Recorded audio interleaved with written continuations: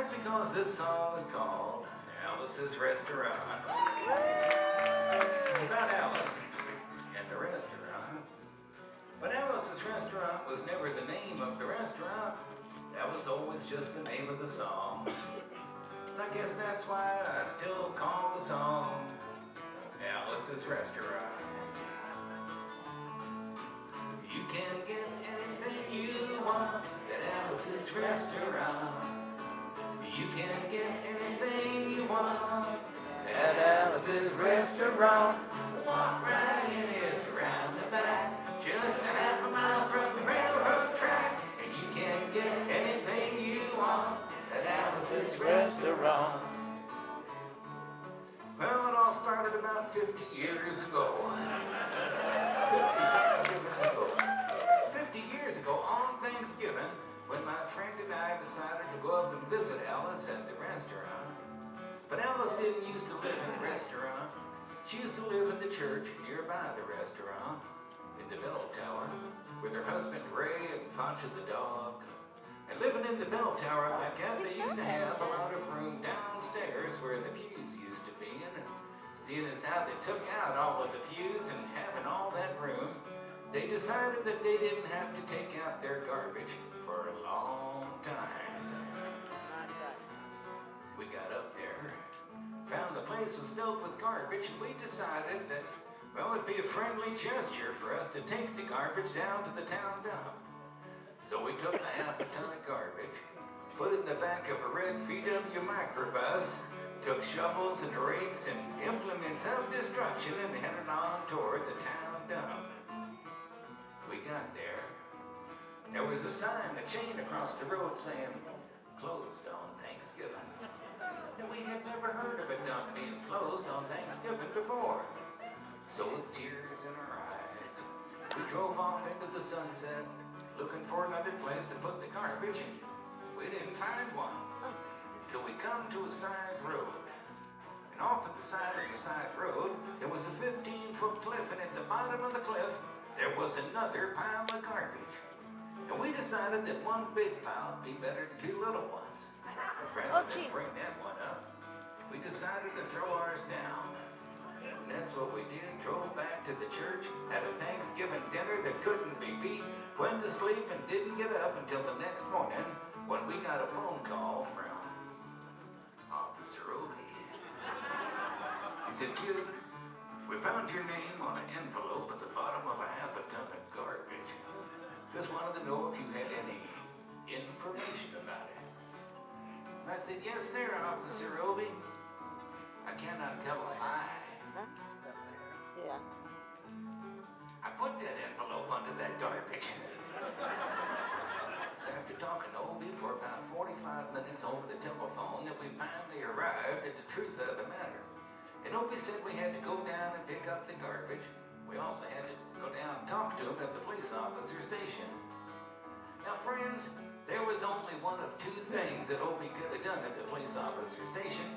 And the first thing was, he could have given us a medal for being so brave and honest over the telephone, which wasn't very likely, and we didn't expect it.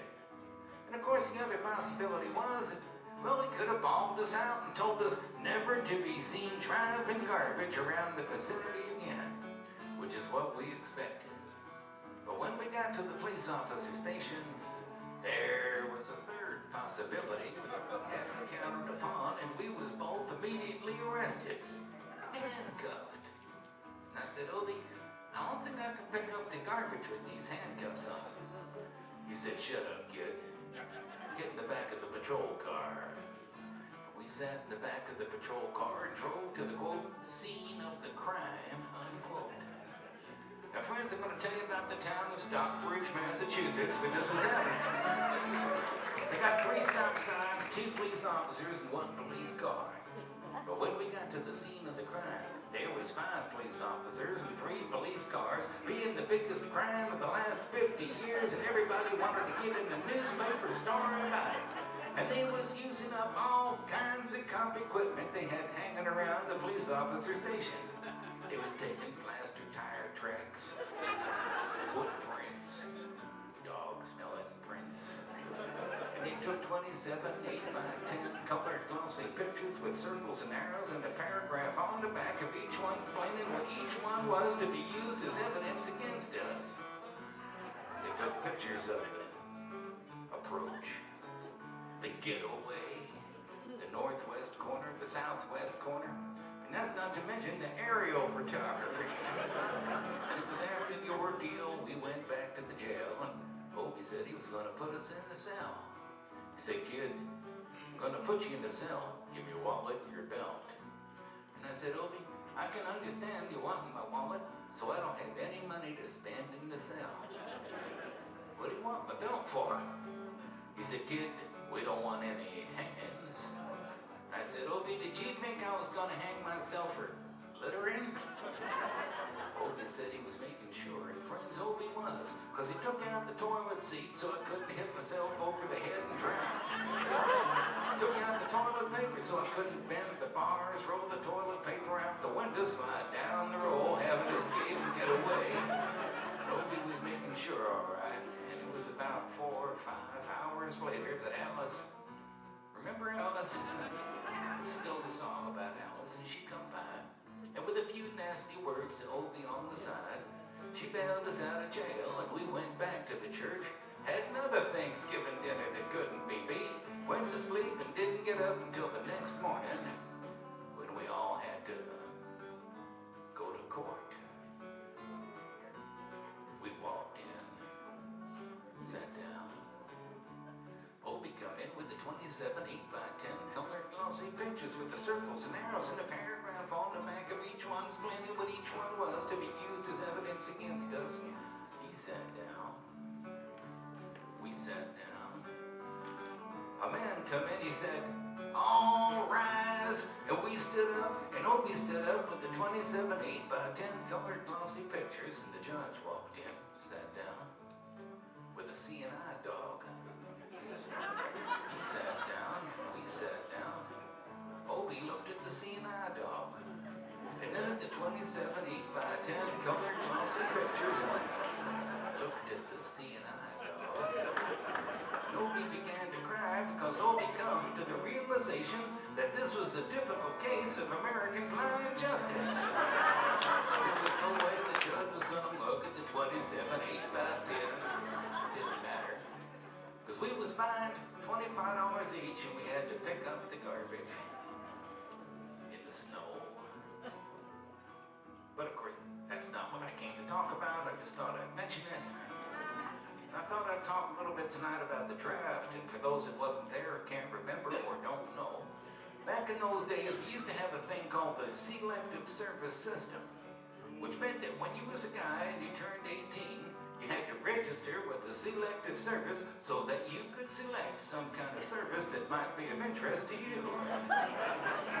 If your choice was none of the above, they would help you by making a selection for you. And to do that, they had buildings all around America where you had to go in, get injected, inspected, detected, infected, neglected, and selected.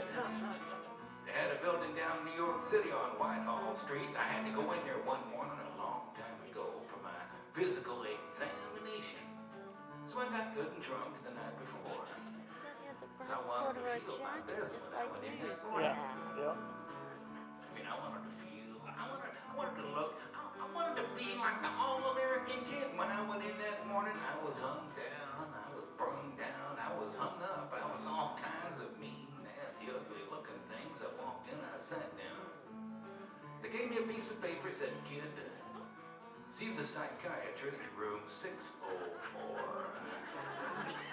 I went in there, I said, "Shrink, I want to kill. I want to kill. I want to see blood and gore and guts and veins in my teeth, eat dead, burnt bodies. I mean, kill, kill." And I started jumping up and down, yelling, "Kill, kill." And he started jumping up and down with me. And we was both jumping up and down, yelling, "Kill, kill, kill, kill." Till the sergeant come over, pinned a medal on me, sent me down the hall saying, "You're our boy." I proceeded on down the hall, getting more injections, inspections, all kinds of things that they was doing to me at the thing there. And I was there for 2, 3, 4, 5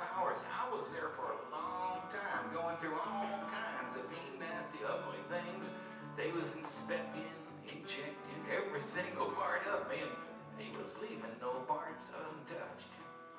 But I proceeded through until I finally come to see the very last man.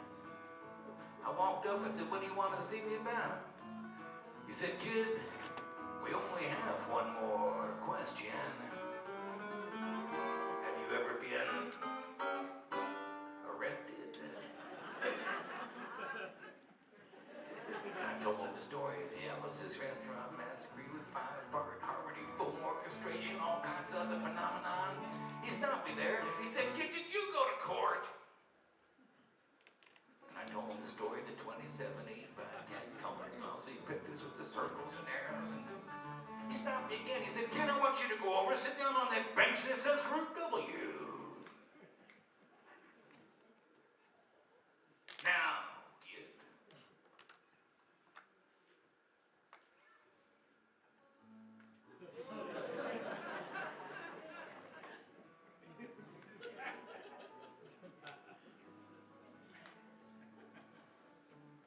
I went over there.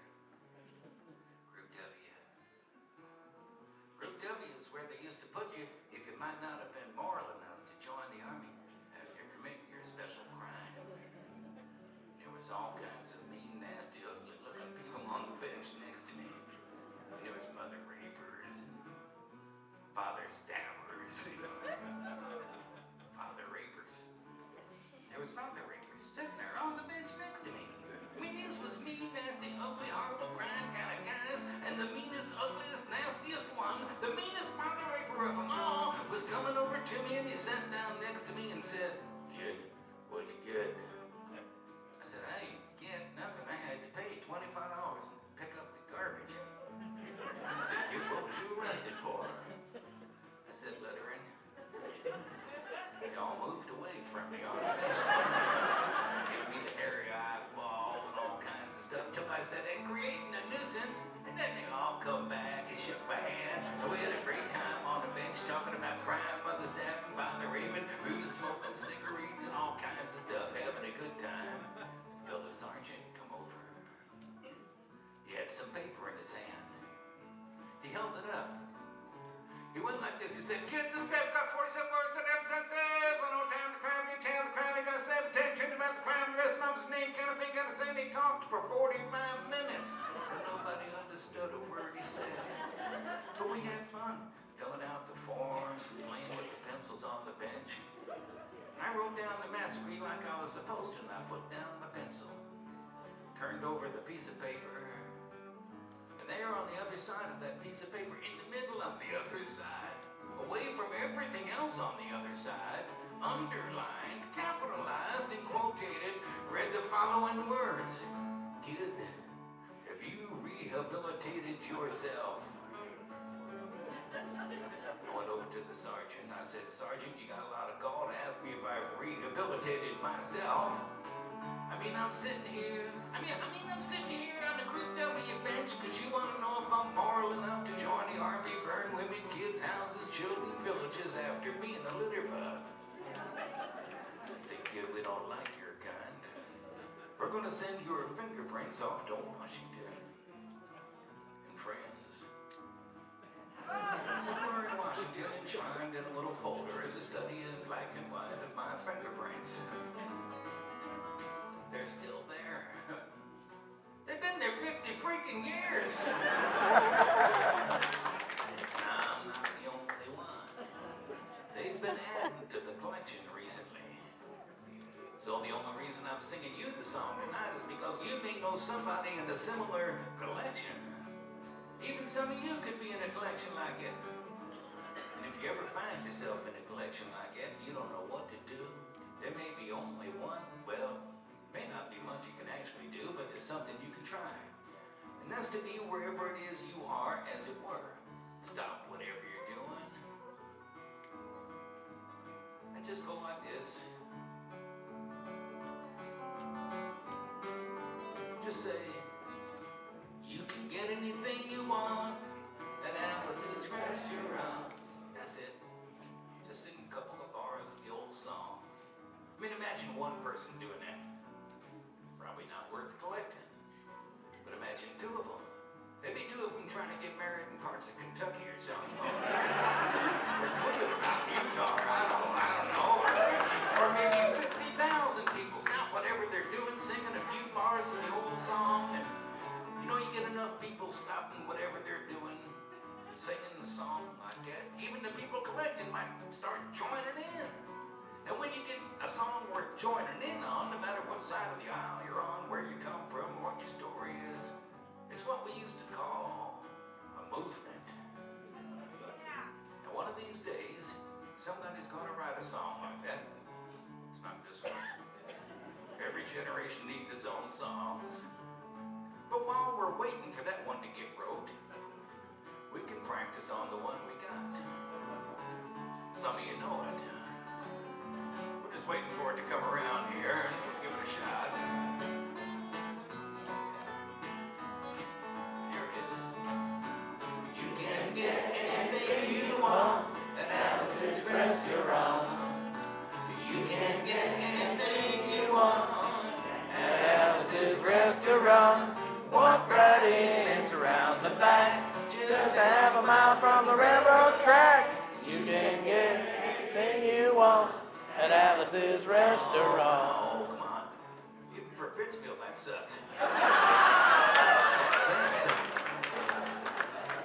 You want to change the world, you want to do something, you want to be worth collecting, you got to learn to sing loud enough so that you don't want to do it. So we'll just wait for it to come around again. I'm still not proud or tired. Could be singing it for another 50 freaking years. You can get anything you want at Alice's Restaurant. You can get anything you want at Alice's Restaurant. Walk right in, it's around the back, just half a mile from the railroad track. You can get anything you want at Alice's Restaurant.